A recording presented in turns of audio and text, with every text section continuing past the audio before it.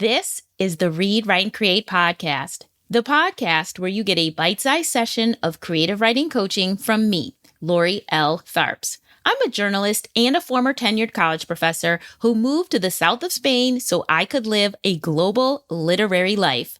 I'm also an award-winning author of both fiction and nonfiction who believes in the transformative power of a story well told.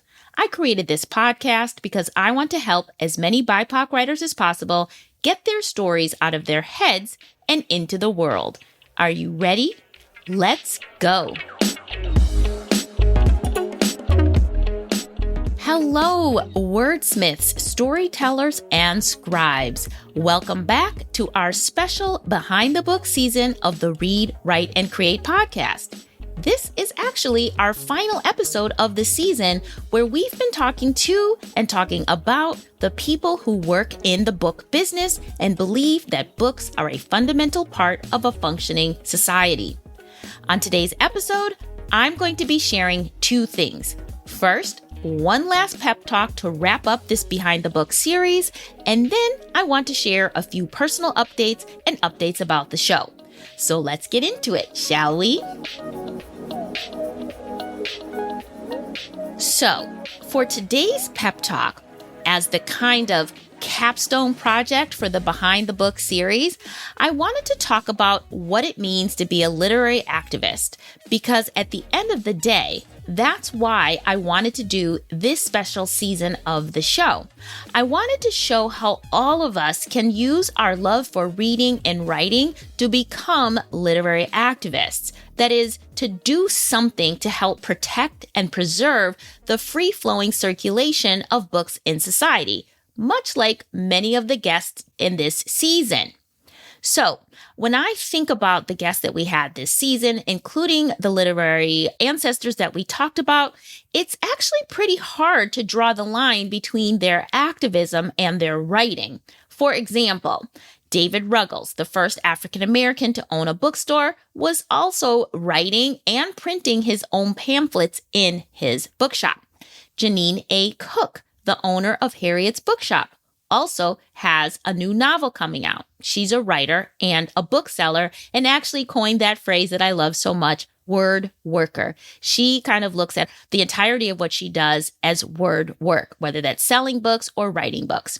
And then Sylvia Arthur. She loved reading so much, she used her own personal library to create a public library in Ghana. So suffice it to say, it will most likely be one of you listening right now, a writer who feels so passionate and protective of the written word that you will rise up in defense of the book. So for today's last episode, I just wanted to share two more examples of literary activists from history to show you the vast differences of what literary activism can look like as a way to inspire you in your own journey towards literary activism. Okay, so let us begin. The first example I want to share comes from my adopted home of Spain, and I am speaking about the Alianza de Intelectuales Anti-Fascistas. I know, it's a mouthful. The Alianza, or the Alliance of Anti-Fascist Intellectuals, is, or I should say was, a group that came into being in Spain in 1935. And they actually were an offshoot of a group that met in Paris in 1935. This was a conference called the Congress of Anti-Fascist Writers. So fascism was on the move in Europe, and a group of writers decided that they had to come together and decide what they could do as writers to stop the spread of fascism. And from that Congress in Paris, this Spanish group was created, this Alianza of Intelectuales Antifascistas, the Alliance of Anti-Fascist Intellectuals. And they came together because fascism was at their back door. Yes, the Spanish Civil War, which officially kicked off in 1936, fascism was already a big threat in Spain. So these writers and other intellectuals made a pact after that Congress in Paris to protect and defend the culture. And by the culture, what they meant was the music, the painting, the sculptures, and yes, the literature, particularly the literature, because that's what the fascists were really going after. The books, the magazines, the poetry, anything they deemed as inappropriate was being confiscated and destroyed, as were the writers who created them. So this organization, this alianza, this alliance of intellectuals, which most of them were writers, again, because it started as a writers' congress, they were like, we have to protect the books, the articles, the magazines, and the writers themselves. After all, before the war even officially kicked off, like I said, the fascists were already taking over.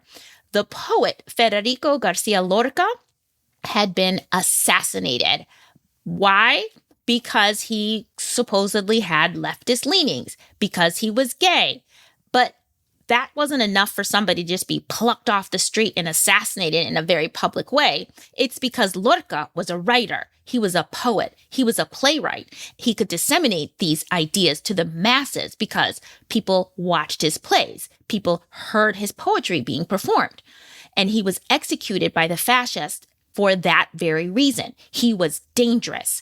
In fact, when asked, why did you execute a poet? They said, quote, "This man is more dangerous with a pen than with a gun," unquote. So the Alianza, the alliance, what they did was twofold. They became literary activists by using their words to educate the people. Yes, they were writing even more poetry. They were writing more plays, more books, more articles, all with the idea that they had to keep people not only educated about what was at stake, so writing about the actual politics, the war, and what was happening, but also to inspire people to stay motivated. They kept writing poetry and stories that were fun and inspirational. They wrote plays that they would then go perform in the trenches to keep the soldiers on the front lines motivated and inspired. They would even read their poetry out loud to soldiers who were illiterate because they knew how inspiring and motivating poetry could be. So on the one hand, they would, again, use the written word, use their writing to educate, inspire, and inform. And one poet, Rafael Alberti, who was a member of the Alianza, had this quote, "Our art is at the service to the Republic to help win the war. Since we do not want the books we write to be burned in public squares by fascists or blown to bits on library shelves by bombs or censored until all of their meaning is drained away," unquote. So in addition to all the writing they were doing, they also became archivists and publishers and printers and translators, and they started hoarding the books of the so-called leftist writers before it could be destroyed. Yes, they went on missions to collect these books to make sure that they were preserved. They also published magazines and booklets. Sometimes they were publishing on paper that was made from recycled materials of old uniforms and old flags. Whatever had to be done to get the message out, to print what needed to be printed, that's what they were doing. And some of the writers even took themselves to the front lines and fought against the enemy and then came home and wrote about it. So this is one version of a literary activist, but it's not the only version of a literary activist. You don't have to put yourself on the front lines. So I want to tell you the story of another Spanish-speaking literary activist, but one that is from the United States. This story is that of Pura Belpré. Have you ever heard that name before? Pura Belpré? It's okay if you haven't. That doesn't mean that her impact and the work that she did wasn't just as impactful as those who were fighting on the front lines against fascism. Pura Belpré was still a literary activist, but her work was done on the community level. Pura Belpré was the first person of Puerto Rican descent to be hired by the New York Public Library System. Can you guess what year that might have been? It was 1920. Pura was born in a small town in Puerto Rico in 1899, and she came to New York City for the first time when she was 18 years old to attend her sister's wedding. Reportedly, she never returned to Puerto Rico to live after that first visit. She fell in love with New York City and decided to stay. She got a job as a seamstress, but when she was 21, Pura got an opportunity that would change her life. It turned out her sister went to interview for a job as a library assistant, but didn't want it. And in fact, I think was offered the job, but she turned it down and instead sent Pura. Now, Pura spoke Spanish and English and French, and so she was hired. And again, this was a job at the New York Public Library that required the person to speak Spanish and English. The job was as a library assistant. Now, she was hired, and believe it or not, that accidental job, if you will, was something that started an incredible journey in librarianship that lasted for over 40 years. Pura became a full librarian after taking different classes and working her way up. She landed eventually at the 115th Street branch of the New York Public Library in a neighborhood that had a growing Puerto Rican population at the time, and they really needed bilingual librarians. Pura really took to the job. She loved working with the community, and she grew famous for her story times where not only would she tell wonderful stories based on the popular folktales from Puerto Rico, but she started using puppets to bring her stories to life. So she became well known for her stories and her puppetry. Pretty soon, she started taking her story times and her puppet shows into local schools and to other libraries, and she really became a pioneer in getting the library to consider taking their programming out into the community. She became beloved because she was keeping the traditional folktales from Puerto Rico alive, and she understood how important it was for the people in New York who were of Puerto Rican heritage to see their culture shared and that the younger people wouldn't forget it just because they were no longer living in Puerto Rico. And so she was inspired to not just tell these stories, she started writing them down and actually getting her books published. And the first book that she got published in 1932 was another first. This was the first Spanish language book published by a mainstream publisher in the United States. So Pura was a pioneer in many different ways. And it wasn't just that one book that she wrote. She wrote multiple folktales and got those published. And she even wrote a middle grade novel called Firefly Summer that was written during World War II, but was not able to get published because of a paper shortage. But luckily, that book was subsequently published after her death and is still in print. And again, it's called Firefly Summer. Pura died in 1982, but her legacy lives on in the books that she wrote, in the stories that she told, and love this, each year, the American Library Association honors a writer, illustrator, or author who embodies the Latino cultural experience with the Pura Belpré Award. And she is highly regarded as, quote, one of the most important storytellers in the history of the New York Public Library, unquote. So that's Pura Belpré's story. And I want you to, again, think about this continuum that I've just shared. We went from wartime to story time, from fighting on the front lines to collecting folk tales to share with small children. My point in sharing these two stories together is to demonstrate the multitude and vast ways we can make a difference in the world of books and literature. How you can make an impact with your work in your words is, of course, up to you. You don't have to be the next Pura Belpré. You don't have to jump on the front lines in war to make a difference. There's so much in between there. But my hope is that you're inspired to do something so that we can continue to have a healthy and thriving literary ecosystem. I hope that the stories of Pura, of the Alianza, and all of the people that I spoke with during this season give you the idea of what's possible. I know some of you are probably listening to me right now and thinking, Lori, I have less than a thimbleful of energy to take on any more activities or activism. I get it. I really do get it. But I ask you, if it's not you, the writers and readers and book lovers, then who will it be? Who will take on this work? If we don't do it, will we be looking at empty bookshelves or wondering why nobody is buying our books? Or worse, will we be the ones arrested for sharing our love poems? If it feels like just one more ask, if it feels like it's just too hard, again, I want you to think about the interviews with the people that you heard on this season. Nobody in the book business has said, oh, it's so easy. Ha ha ha. Light work. But at the same time, it's so rewarding. And everybody who we interviewed said they're going to keep going. So I want you to consider these two extreme examples because I want you to find your space in this world. I want you to find your calling that you can do with joy, with intention, that doesn't feel too hard for you.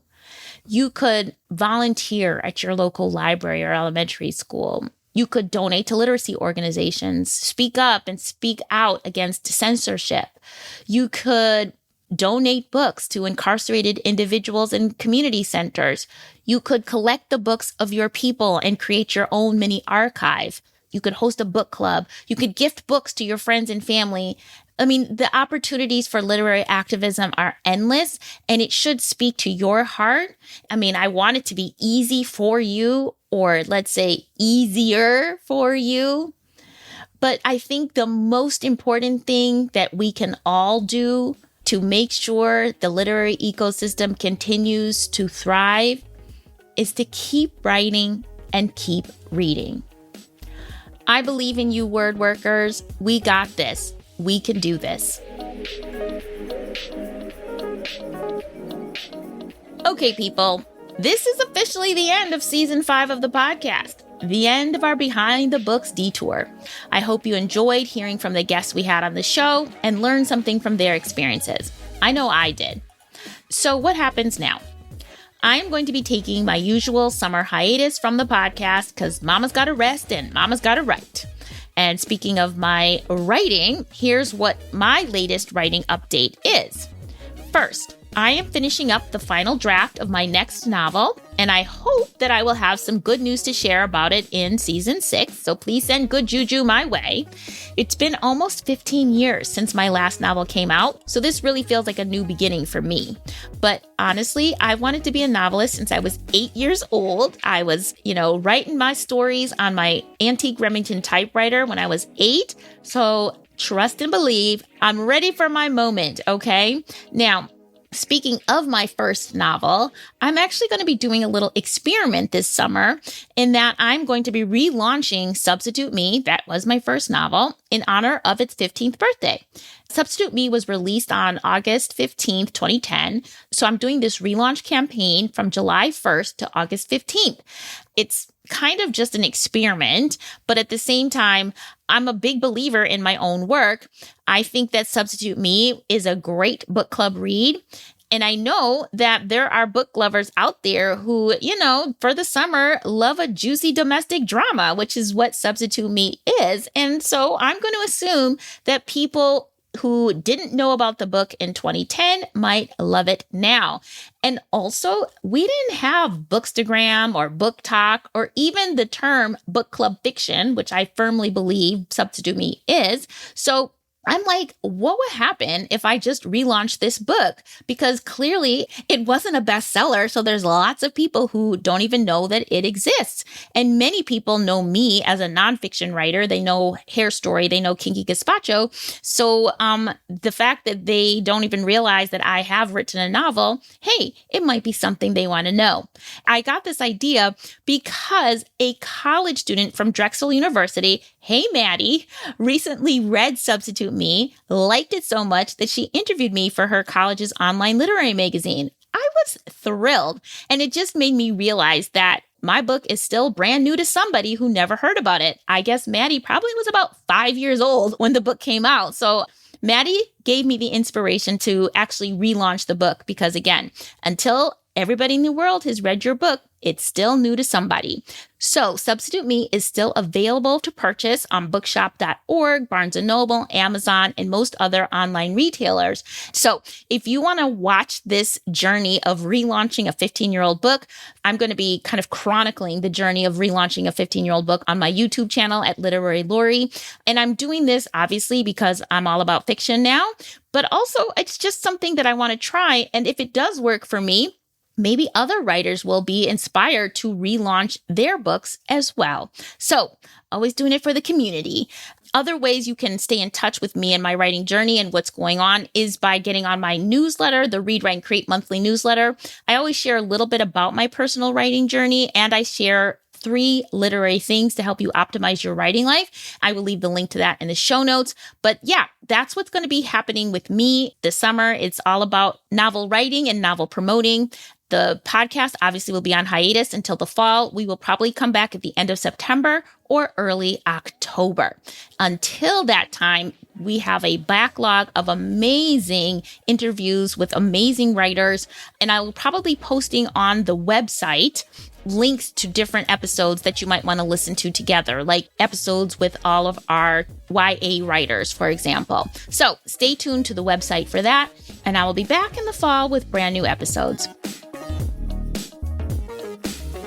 Don't forget, people, I am not leaving you fully in the lurch. While we're on hiatus from the podcast, if you're still looking for more creative writing inspiration and useful resources for your literary life, we still have stuff going on, new content on the Read, Write, and Create blog. You can find the blog and other resources at readwriteandcreate.com. That's REED, writeandcreate.com. Also, if you're not following the Read, Write, and Create account on Instagram, you should, because we post a lot of literary inspiration and useful links for upcoming opportunities, contests, and prizes specifically for BIPOC writers. So make sure you're doing that.